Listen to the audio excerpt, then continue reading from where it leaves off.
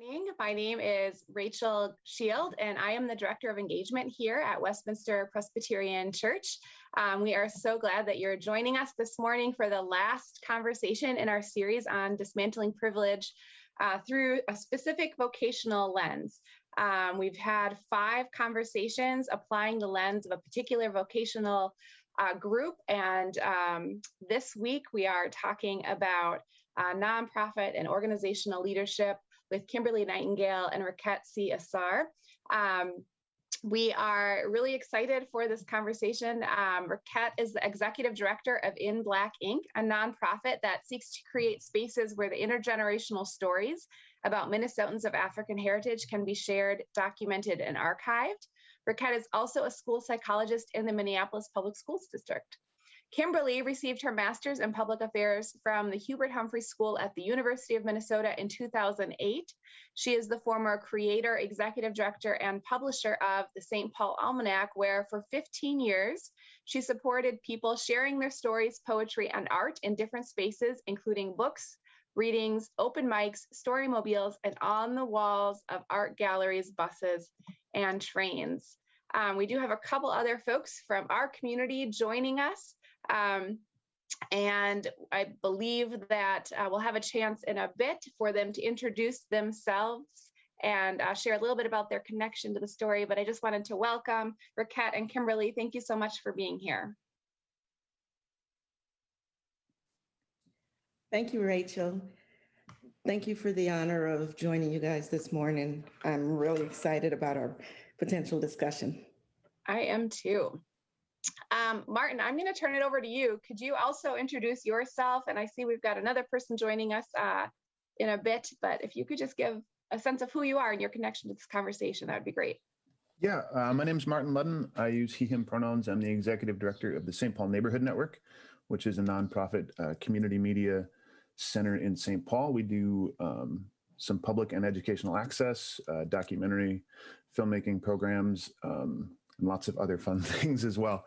And I'm here as a nonprofit leader, as a St. Paulite, and fun to chat with some folks from around town about how we lead in a way that makes this world a little bit of a better place. Thank you so much for being here. I think we'll continue with the conversation. I believe that we might have 1 or 2 people jumping on here and having some technical difficulties, so we can give them an opportunity to share, to introduce themselves once they are on. For those of you watching this, we are live, so if you have a question or a comment that you'd like to pose to the roundtable, you can feel free to write that in the chat, and I can pass that along here. But for now, I will hand the reins over to Rekhet and Kimberly to lead us in this conversation. And I'm going to open up by asking you to recognize that we are all here physically, spiritually, emotionally, as beings who are really trying to open ourselves up to a discussion that's sometimes difficult to have. So if you can plant your feet on the floor or sit in a very comfortable position. If you're laying down, you don't have to get up, but just make yourself comfortable. And we're just going to take a few deep breaths to open up the space and to open up our minds so that we can have this conversation. So if you can breathe in with me and breathe out. Breathe in. Breathe out. Breathe in. Breathe out. Now, in this space, we celebrate everyone, your courage, your vulnerability, and your commitment to joining us with these, as I mentioned, tough but necessary conversations. And with that, I'd like to pass it on to Kimberly so that she can read the land acknowledgement. Thank you, Rekhet. Thank you, Rachel, and thank you to the Westminster Presbyterian community. We're really grateful that you invited Rekhet and I here today. We'd like to do a land acknowledgement that's also a wealth and trauma acknowledgement. So I'll read it to you. Rekhet and I want to acknowledge that Minnesota Makoche, Minnesota, is the physical and spiritual home of the Dakota people. The Anishinaabe are also present in this land, as well as indigenous people of other Native nations. The United States acquired its lands and much of its wealth through genocide, slavery, and stealing, which caused deep generational harm to indigenous people, Black people, communities of color, and other immigrants. We are committed to learning the true stories of our nation's past and its current realities. We recognize the tremendous contributions and leadership that people from indigenous communities, Black communities, communities of color, and other immigrants have gifted the state of Minnesota. Rekhet? Now, we thought it would be fitting for us to start this conversation, just talking a little about who we are, how we met. Now, going back maybe about 5 or so years ago, actually a little longer than that. Yeah, time passes, but my daughter was about 15, 16 years old, and she was very interested in writing. And my father-in-law, who had known about the St. Paul Almanac and had interacted with Kimberly and the work that she was doing, recommended to my husband and I to maybe have Bia, her name was Bia, go out for one of the community editors positions that Kimberly had opened up to the community. And we thought that was really fascinating because I think there's been a short amount of time that we have actually engaged with organizations that try to incorporate community at that level to actually help instruct and guide what they do and support. And so we were really fascinated by that. And I think since then, both my work and Kimberly's work have overlapped in the things that we've managed to do, the support she's given to In Black Ink in terms of starting an organization that actually honors and support the stories that come out of the community of Black and people of African heritage.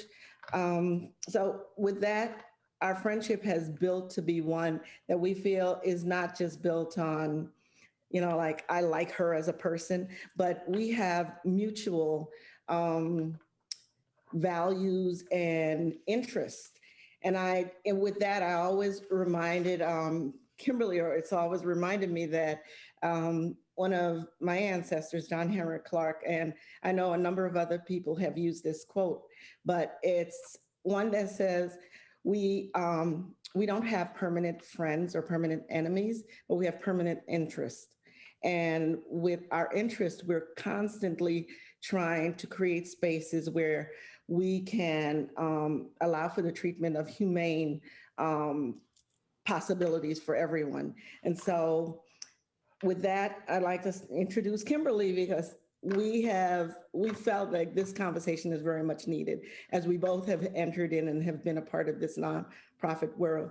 Me, a little shorter period of time. I'm kind of still a novice, still trying to find my way and learn it, but feel like I've gotten a lot of lessons over the years and have really owed a lot to the relationship I've built with Kimberly from an organizational space, as well as from a community space, as well as from a friendship space.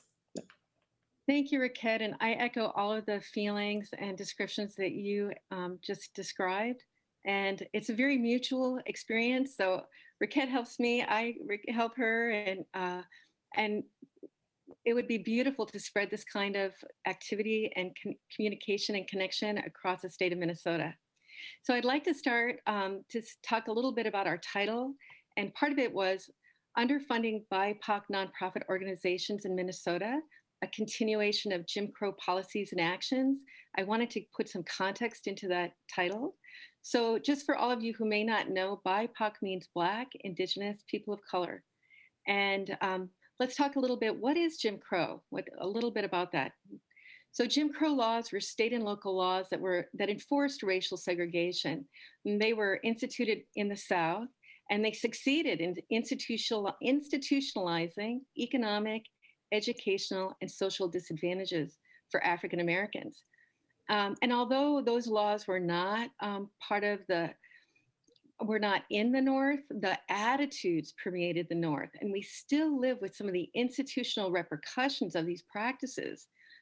So separate and equal has never been separate, separate and equal has never been separate, equal, and it certainly has never been equitable.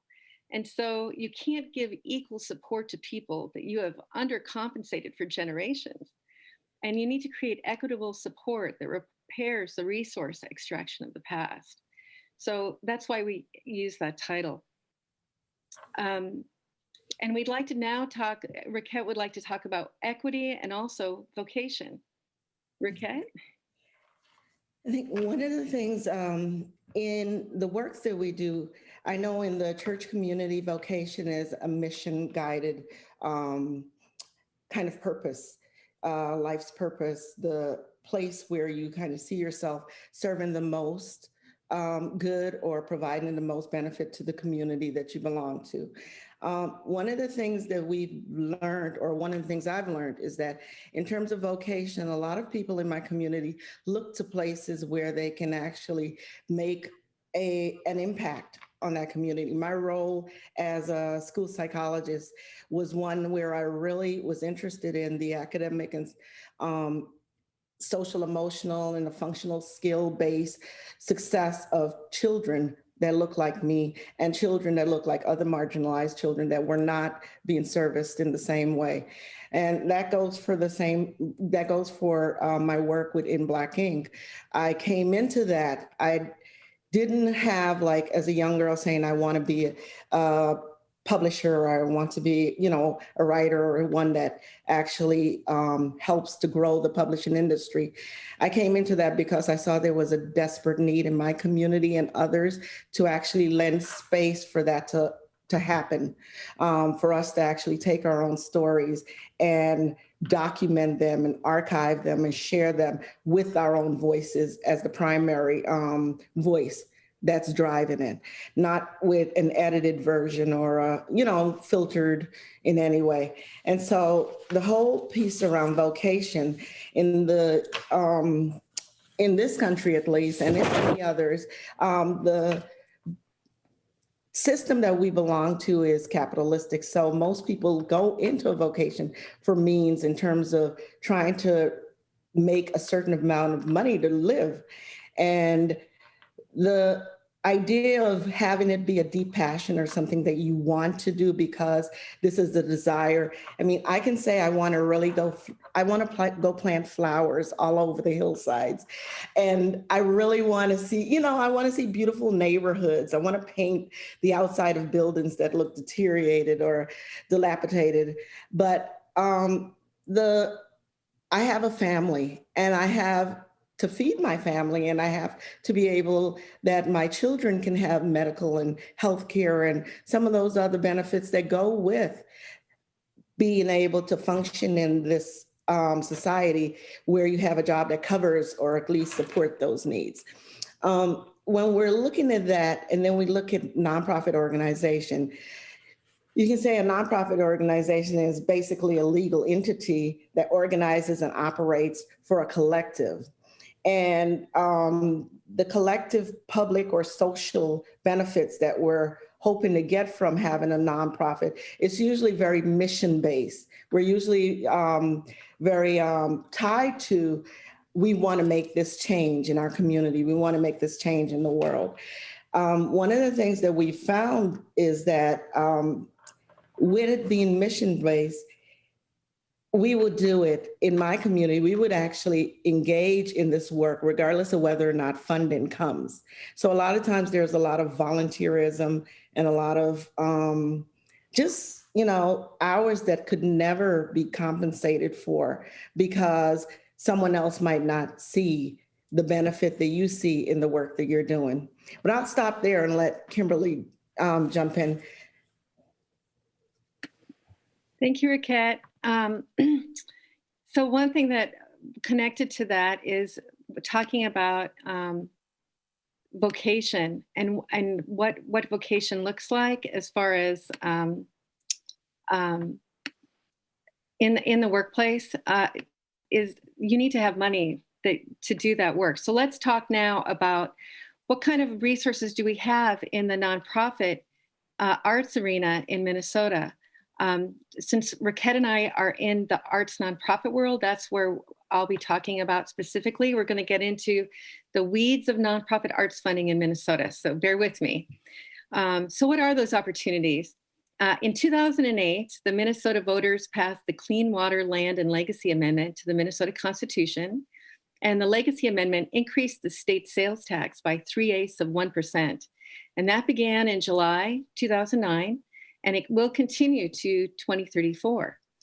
19.75% of that legacy funding tax goes to the Arts and Cultural Heritage Fund. That's the ACHF. And the three major recipients of the ACHF fund are the Minnesota State Arts Board, otherwise known as MSAB, the Minnesota Historical Society, and the State Library System. And the Minnesota State Arts Board is the largest recipient. They receive 47% of the funds. So just to put it into some context here, the ACHF budget for 2020-2021 was over $690 million.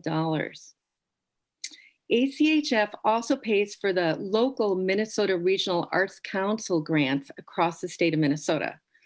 And MRAC gives small grants, $5,000, $10,000, $15,000 to arts organizations. It's a beautiful program.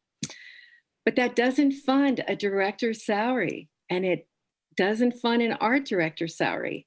And how do you do nonprofit arts vocation when you need yearly salaries with health benefits, a 401k, and a vacation occasionally? So the Minnesota State's Arts Board has another program at MSAB that does general operations, which is beautiful. General operations is where you don't have to put that money toward a project. You can actually pay a salary. It's a beautiful thing. However, to apply for that, your organization has to make $174,000 2 years in a row. So just let that sink in, that you get $5,000, $10,000, and $15,000 grants, but to get to the bigger money, it's $174,000 for 2 years. It's such a huge gap that so many BIPOC organizations never get to that 174. And so for years and years and years, they're doing the work as volunteers because they're just not able to make it to that kind of funding. So that's a really important thing to understand about some of the inequalities. So I'm going to say a little bit more about the Minnesota State Arts Board, since so much of that money comes from there. So the other weird thing about the Minnesota State Arts Board and the arts funding is that even if you get to that $174,000 for 2 years, you get about $30,000 to $55,000. Well, that's not enough, again, for a director's salary. But the bigger your budget, the more money you get from ACHF, from the Minnesota State Arts Board. So if you're a bigger organization, you get more money. And almost all of the bigger organizations in Minnesota are white or white-centered. So not only are organizations funded unequally by the state, they are funded unequally regarding the larger white-centered organizations, further causing disparities between Black, Indigenous, and community of color arts organizations and white-centered arts organizations. Also, most foundations, they don't provide general operating grants. They do projects. But if they do fund general operating, it's typically $20,000 to $40,000 grants again, and that does not pay for salaries, right? Also, most of the grants from the Minnesota Historical Society are even worse. They're only projects, and you're not allowed with the Minnesota Historical Society grants to pay any salary. So even when someone from the Black community with a Black-led organization is able to secure a Minnesota Historical Society grant, they're not allowed to pay themselves. This is a problem, and that's just what we wanted to talk about today. Another big issue in the same area is that BIPOC organizations are often fiscally sponsored. That means they're not nonprofits. They get funding under the umbrella of another nonprofit. When I was the director at the St. Paul Almanac, we fiscally sponsored 7 Black-led organizations. True Art Speaks, More Than a Single Story, Black Table Arts, In the Footsteps of Gordon Parks, Somali Arts, Language, and Leadership Institute, Culture Win, and Team Impact. All of those leaders work so hard to nurture Minnesotans, and yet repeatedly, they are not compensated with livable salaries for their nonprofit work. So in Minnesota, we have so many small arts organizations led by incredibly talented BIPOC people who are of their communities, who are doing amazing work day after day because they're so passionate. But most of their work is volunteer work because the current government and foundation structures aren't set up to properly compensate them on equal terms to white organizations, much less equitable terms. I think just to tag on to what you're saying, Kimberly, we might think that because the numbers that you read earlier on are so huge in terms of the amount of dollars that's allocated for this type of work, that we would actually see a little more equity in terms of how it's distributed. Now, when we look across the nation, Minnesota actually outshines the rest of the nation by 5.2%, according to the 2015 study. Actually, the McKnight Foundation did a report that looked at their allocation towards arts organization. Arts organization in Minnesota receives 5.2% more than anywhere else in this country. So the resources are there. When you look at the number of arts organizations that are led, like Kimberly mentioned, and or service people of African descent or other marginalized groups, they are almost non-existent. There's typically like a handful of folks that are identified as the, not to be rude or snide, but almost identified as the poster child or poster folks for that particular area. So there'll be a couple of Black literary artists, a couple of Black visual artists, a couple of, so, but it's only a few where you actually know that that person will be in every funding stream where that money is allocated to our community, which is not enough for us to actually represent ourselves with the diversity and the multitude of information and knowledge that our community hold. And so when we look at actually in preparing for this particular presentation, we did a little bit of research looking at, well, what exactly is out there? And one of the things, when we first started about 4 years ago, our first grant was from the Minnesota Historical Society, which we were so overjoyed about. The grant, as Kimberly mentioned, it was project-based because typically smaller organizations and new organizations can only go after the smaller pots of money. So if you're talking about creating, what we wanted to do was actually write manuscripts to represent the neighborhood experience of the Rondo area and actually have those available for children. We were able to get 2 manuscripts done. We weren't able to get, with the money we received, to actually create a book. We were able to create the manuscripts. And so we had to get additional funding for the book. We had to get additional funding for the actual work that went into doing, the layout and all those other pieces that goes into creating a document that's published. And so while we're usually very grateful for the support, again, it's usually in respect to the fact that the support hasn't come before and now we're getting it, but it's not at the rate or at the level or at the amount that's actually needed to execute anything. And so there was a study, actually an article that was written back in May 2020 in the Chronicles of Philanthropy that talked about nonprofits being led by people of colors winning less grant money with more strings attached. And so one of the jokes I know coming into the nonprofit world that I used to hear is that you would get $10,000 and you had to partner with 5 organizations and each of you got like maybe $2,000 each, and then you had to pay 5 artists each. And it was just almost like sprinkling pennies around in order to create these beautiful things that we have to write pages and pages of reports to justify why we actually even got the pennies. And again, the gratefulness for even getting the grants has always been there. But then there's this, when we look at, and I think Kimberly started with the state funds in regards to the allocation through the legacy dollars and how those have been allocated. There was a 25-year plan that went into actually ensuring that the arts is something that's put front and center so that our communities understood how valuable the arts are, because in our school systems and other program areas, arts was being removed from those venues.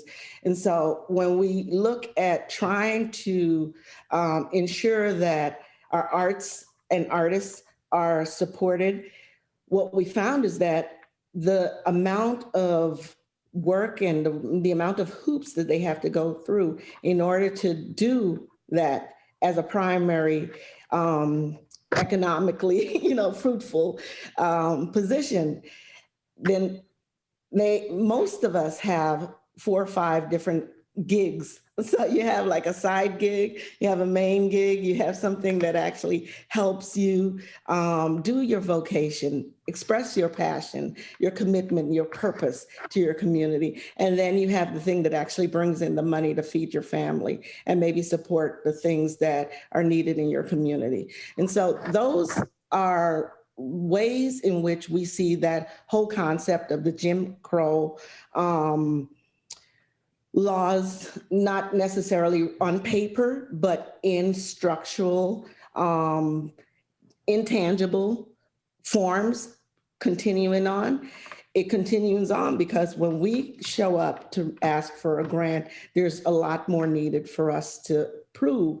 In the article that I had mentioned before, the young man mentioned that a lot of times certain pop-up visits were required, and sometimes there were reports required that were not always consistently asked at every other organization. And getting to the bottom of why this was a thing, he actually mentioned that part of the discrepancy or the inequity is the lack of trust. The lack of trust for organizations that are ran by marginalized BIPOC, members. And therefore, if you're aligned with others, white organization or someone that's considered to be reputable in the nonprofit world, you most likely will be able to move in with less barriers. Now, one of the things that Susan Taylor Batten, she's the CEO for the Association of Black Foundation Executives. She mentioned that our organizations are underfunded and for the reason have smaller staff, smaller budgets, and little to no operating reserves. And they call this philanthropic redlining. So that whole idea of moving a whole community to us, relegating them to a particular place where they cannot cross the barrier. That's economically speaking. And so there was one other thing I wanted to really touch on. And sorry. In terms of the equity and where,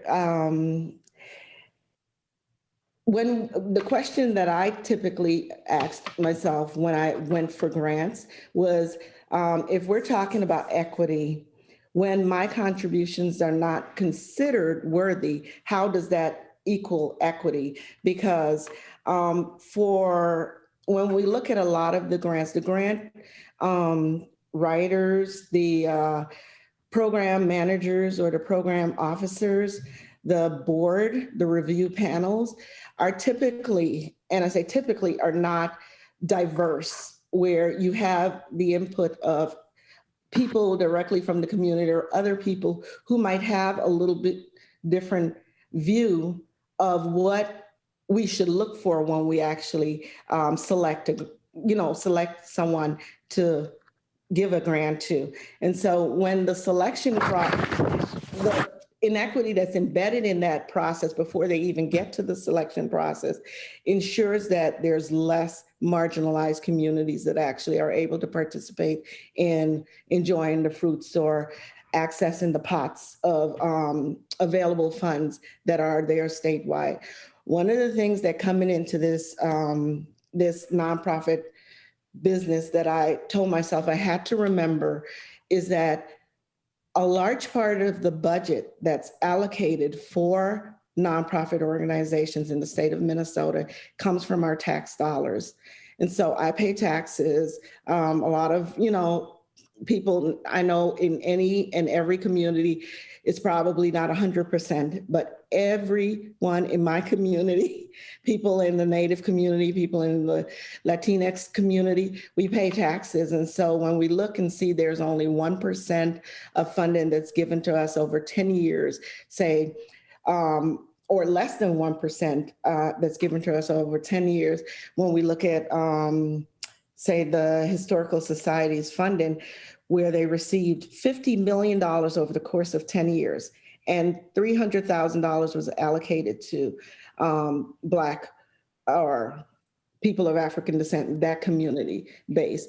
It just feels like it's not, there's not a lot of effort there. And I know I'm talking about history in terms of how and where we've come from and why we're here at this time.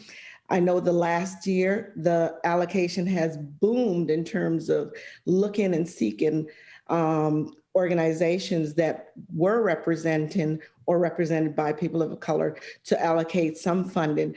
Again, the sustainability for us is always the question, because I had written an article a while ago where the thing that the best analysis for me felt like when you look at a child window shopping and you're looking in the windows and you're like, I want that, and I want that, and I want that, but you can't get it.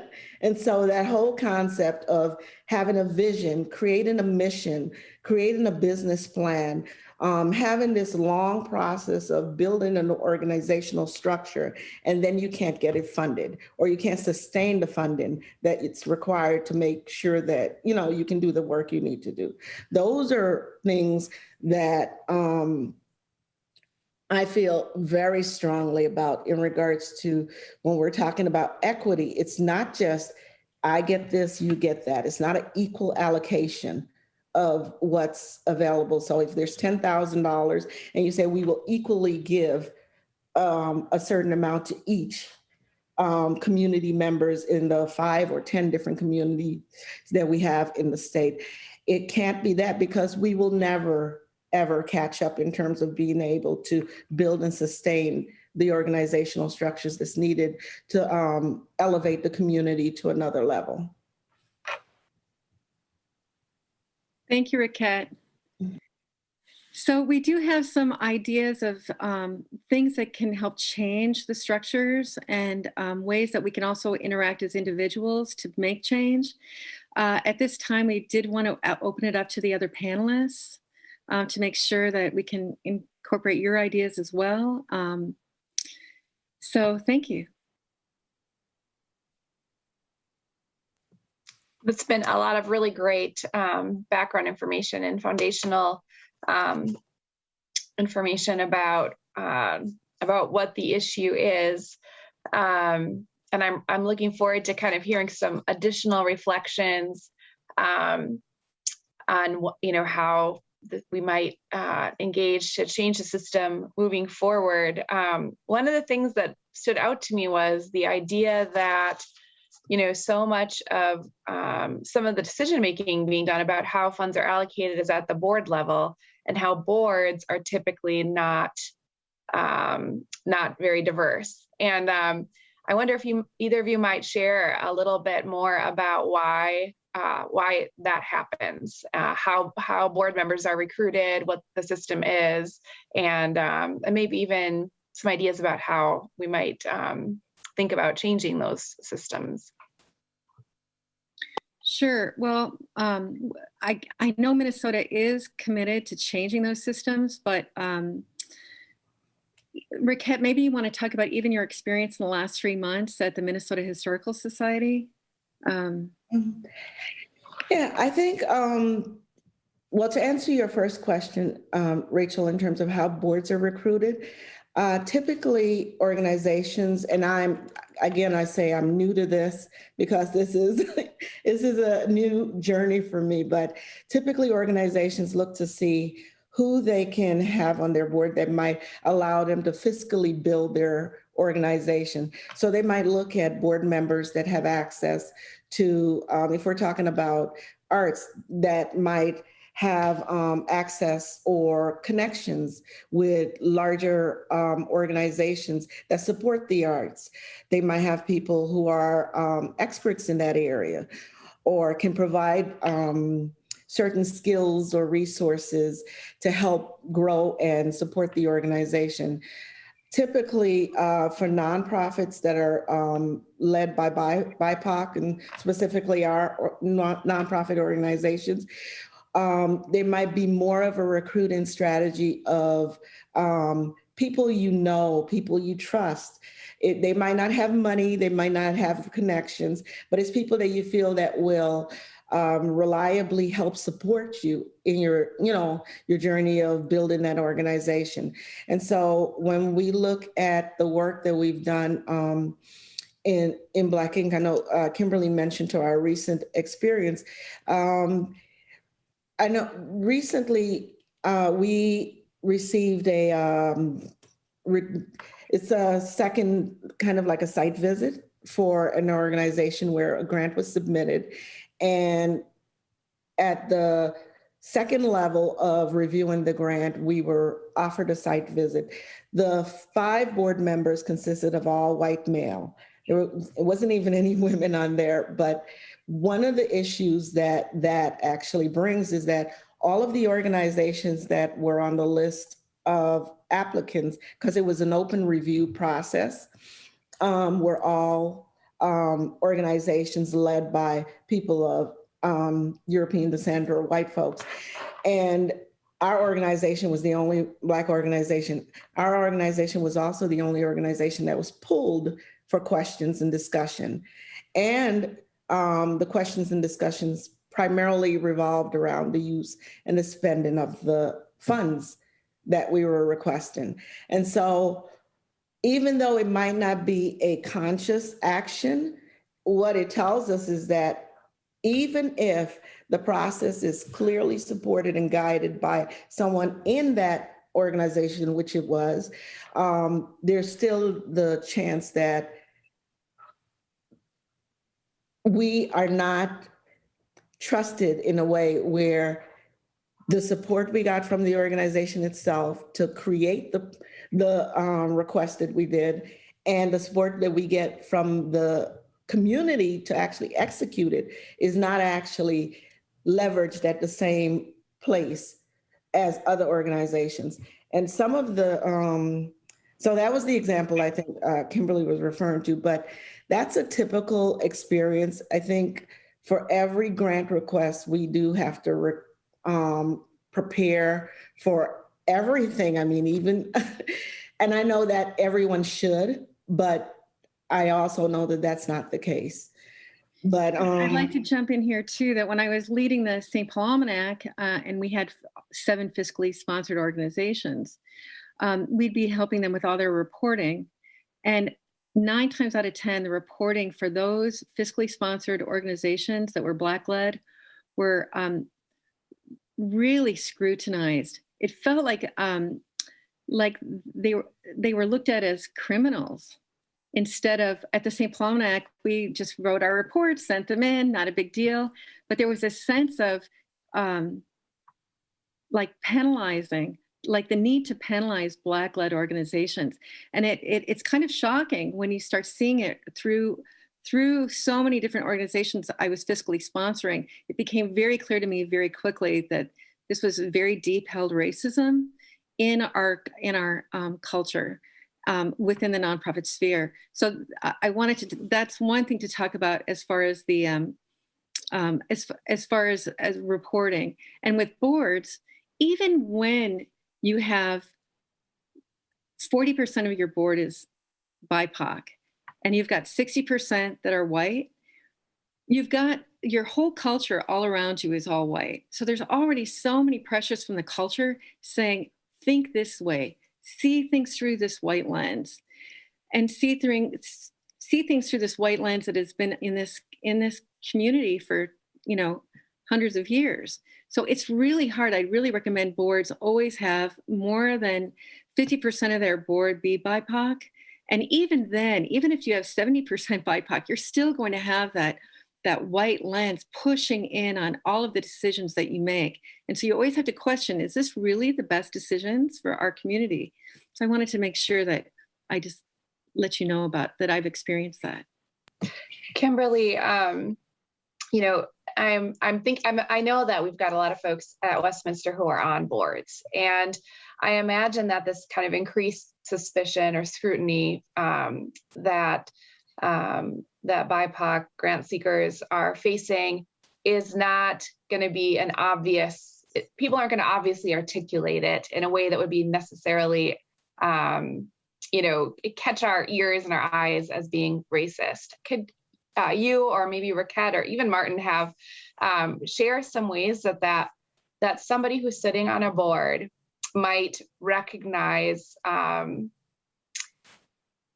as being sort of potentially under the radar of, oh, well, I don't know, is that racist? Is that not, but it's reflecting sort of this increased suspicion and scrutiny. Well, I can apply it with experience I had with one of our banks. So I kept getting phone calls anytime a Black person came in to cash their check from the check we had written them for the work they had done. I would get a phone call from the bank going, this person wants to cash their check, and we just want to make sure that that's okay, even though they had their documentation, they had their ID. And it happened 5 times. It happened 5 times. And so it became clear to me that they might have their own excuses as to why that's happening, but that in the larger framework, there's something deeper happening here. And so this is my response to that. And I think board members can look at this in a very similar way. You know what? I'm happy for you to call me on any white guy. Please call. Don't call me on anyone else. I can guarantee you I'll never have a phone call. I think the structural and the larger picture that Kimberly alluded to it's definitely real. I think because the lens that people look through, they don't often question because, that's your upbringing, that's your experience, that's the environment you've been raised, it's been supported, it's been nurtured, you've gotten feedback on it. But one of the pieces around making sure that that's not, you do have to question your constant check-in of people's. And if it's across the line that you're suspicious of how the funds are being spent, then let it be across the line. If you find yourself more apt to question a particular person or a particular project, I think you really need to understand that structurally, the Jim Crow views and the racist views are embedded in how you're approaching that experience. It's not, being a psychologist, it's not something that you're typically consciously thinking about, but the actions are very clear. And I think if we invite more people of African descent or BIPOC folks onto these boards, or invite them onto the committees, make sure like the panels that are selecting have people that represent those people who are applying, so that it's not just a decision you're making from your vantage point, and your vantage point being limited, you can't say that, this is best for everyone. I've sat on open board reviews, open grant reviews where I've heard people say like, I just don't get it. And it's like, you're sitting there, it's written in English, it's spelled out in the format that you was given to spell it out. And so when you hear that, I just don't get it, or this doesn't make sense to me, it almost feels like you need someone else there to help interpret or to translate or to actually have the insights about that particular community and the experience that's being shared there, because it becomes very taxing to try to explain to someone who's have a lifetime of not engaging in that conversation why it's necessary or how they can get it. Can I add one more thing? I know recently, I think last year actually, I'm sorry, Martin. Nope, you're keep going, you're good. Okay. Last year, there was an article that was written. There's 3 nonprofit leaders, Rapam Ka, Shonda Smith Baker, and I think her name is Lulette Mola. They actually have come together and formed what they're calling the Philanthropic Collective to combat anti-Blackness and realize racial justice. And it's a collective where they're trying to, their aim is to raise approximately $25 million or more for Black-led movements and organization funds that will be housed at Nexus.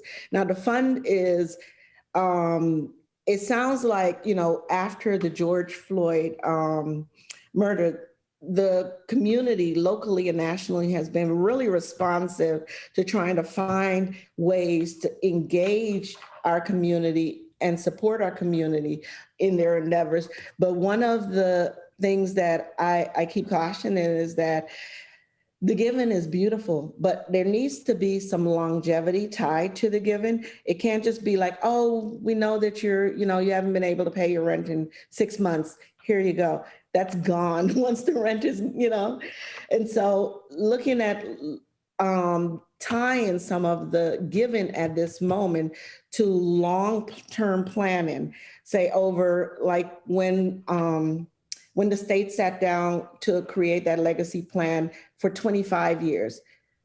25 years of allocated amount to certain communities that have been underserved would actually give those communities a bump, or at least a steady flow of resources so that they can envision and build and do more than just window shop.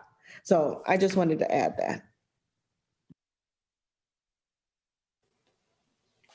I think, Rekhet, you made a really good point about kind of that, like that questioning, and that, what we're talking about is status quo. Like we have, white board structures, we have white leadership structures, and it's what we know, and it's easy, like to just keep doing what we're doing.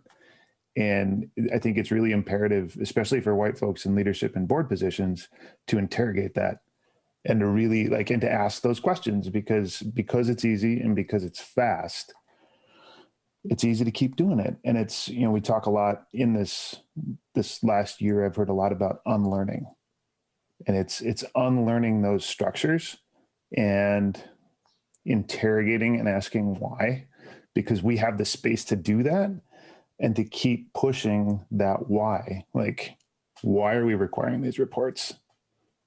Why is this our pool for new board members? Like, why? And that we can start pushing it if we do that work to really interrogate the why for ourselves and for our orgs.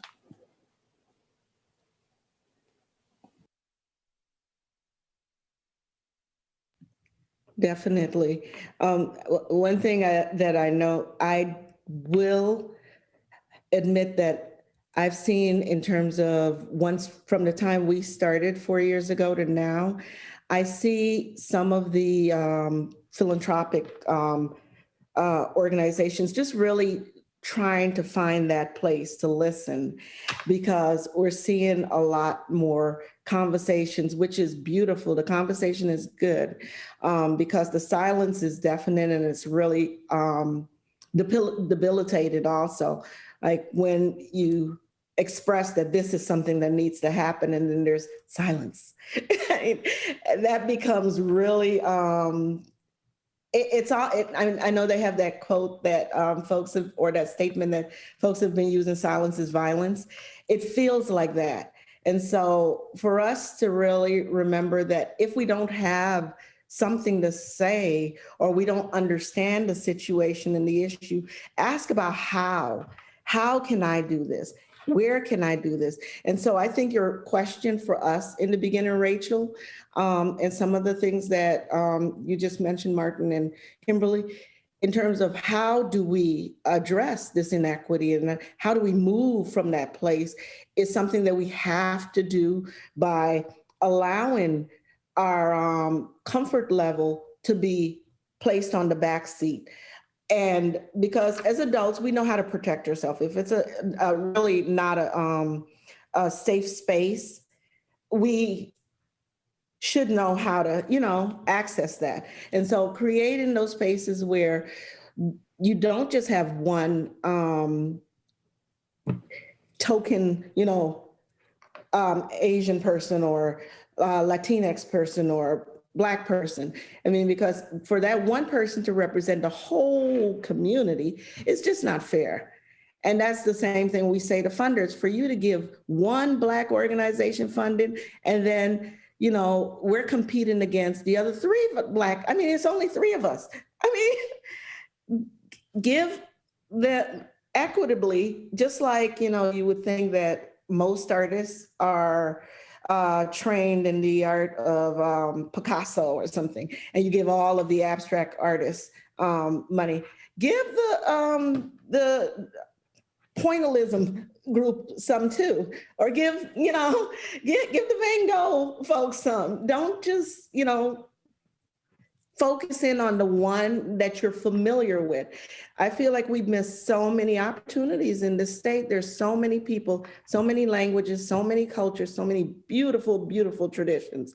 And we try to keep covering it up by making people fit their squares into our circle or our circle into their squares so that you can cut off the edges and it looks like ours. It doesn't have to look the same. And I think that's one of the things Minnesota can do, and that's what we can do at every level. And I think when we're talking about the church community, missionary work for me it's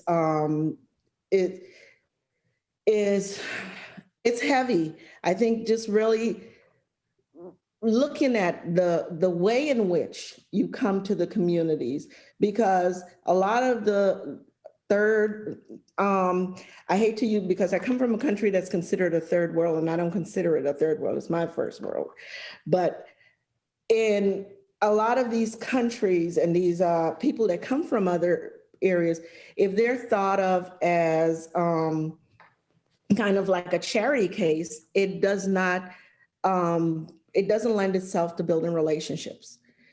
And especially when the charity comes with the indoctrination of what you believe in, that doesn't lend itself to, building anything. So I'll stop there. There's just a lot of areas where I think we feel a lot of energy that, you want the help and you want the support, but it's at what cost? So.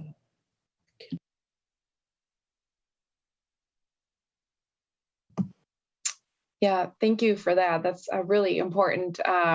There's so much about church that is maybe just whiteness, and for us to dissect the whiteness from God, the whiteness from church it's a big. It's going to be a big job. We got to stick to it. So we just have a few minutes left here before our time is up. And so I guess, if maybe if each of you or any of you might have sort of what's a remaining question, kind of along the lines of what Martin shared about kind of like the way we're interrogating ourselves or the way we're asking questions of each other. What's kind of a remaining question you want to leave with us, or that you're leaving with around this issue, something we can keep chewing on as we go?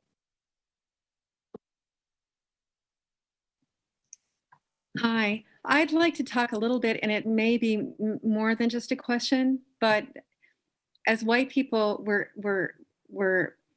it's hard to get out of our comfort zone and into new zones. And we can't move this work forward unless each of us does that in our hearts. We really can't. We need all of you to do this work with us. All of you. We need the whole church to do it with us. We need everyone in the neighborhood to do it. We need everybody. And it's hard work. So when we started this off, planting our feet on the ground, and like Rekhet said, you're going to feel uncomfortable. You're not going to always feel safe in your heart, but you are safe. And it's okay to breathe deeply, to feel your uncomfortability, and to tell yourself it's okay. It's just okay. You'll get through this. This is something that we have to disentangle from hundreds of years. And you're the beginning of it, which is a beautiful thing. And it's very courageous to do. And let's do that as all of Minnesotans. So I challenge you, can you have that courage, all of you, to sit down and say, I'm in this for the long haul for the rest of my life. I'm going to teach this to my children, my grandchildren, and we're going to make Minnesota an equitable place where everyone has a high quality of life and we love and know each other.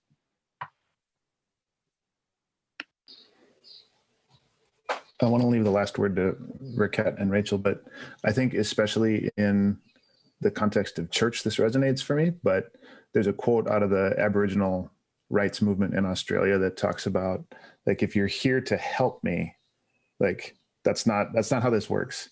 But if you're here to walk with me because you realize that your liberation and my liberation are tied together, then let's do this. And I think that's the really hard work and realization to make, is that, like, I'm not free if you're not free. And if we can't figure out how to do this together, then this isn't going to happen. So to really embrace that walking hand in hand in liberation, and not from like, I'm helping you, or a charity case like you were talking about, Rekhet. It's really about that walking hand in hand to sustain it. I guess I'd like to end with, I love James Baldwin. He said, not everything that's faced can be changed, but nothing can be changed unless it's faced.